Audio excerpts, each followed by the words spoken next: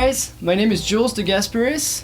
I'm a producer and mixing engineer in France and California, and today we're here at my studio in LA and I'm getting interviewed by Musixon. Thank you guys.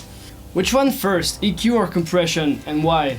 That's a big one. I think first of all you need to be aware of what it does to your signal, meaning that, for example, the low end tends to clutter the compressors a little bit, so if you put your EQ first and do a high pass filter on the signal, that might actually help the compressor to react more to the mid-range or the treble, which is pretty cool for some sources. But on the opposite side, maybe you want to keep what you've done with the compressor and what you've applied in terms of dynamics, and then at the end of the signal apply a gentle lift on the treble or the mids. So that might be the opposite situation. So that's the theory, and in practice you just gotta trust your ears and play around, experiment. First or second, just try and you'll see. How much time do you usually spend on mixing per day? Well, I think in general I try to recommend 1 day per song, unless it's a very simple, minimal ballad or instrumental song. It's better to have a full day.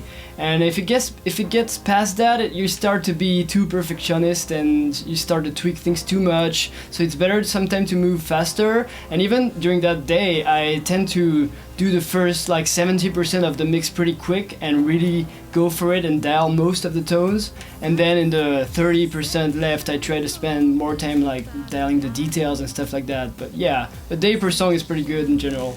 What kind of improvements do you expect from mastering? For me, the number one thing that I expect from a mastering engineer is translatability to all different playback sources, because I think that's very, very important. And then the second thing is sometimes when you have a little question about the low end and you're not exactly sure about the evenness of the bass, that's also where they help a lot, because with their setups they can really help and analyze the low end even better than what you can do in mixing. So generally that's the number two thing. And then of course loudness, and that depends on how loud you want to be.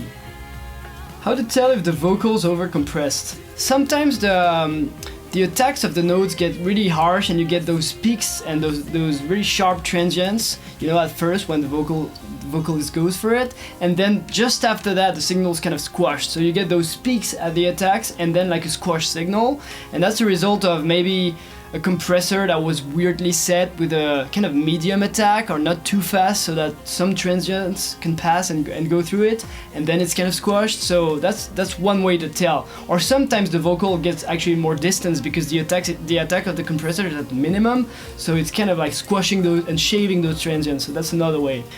You also get all those different artifacts of vocal compression, meaning the breath gets louder, the sibilance gets louder as well, because these are like sharp and fast transients, so they cut through. So yeah, many ways to tell that your vocal is a bit too compressed. Okay, last question. Your advice to people who only mix in the box.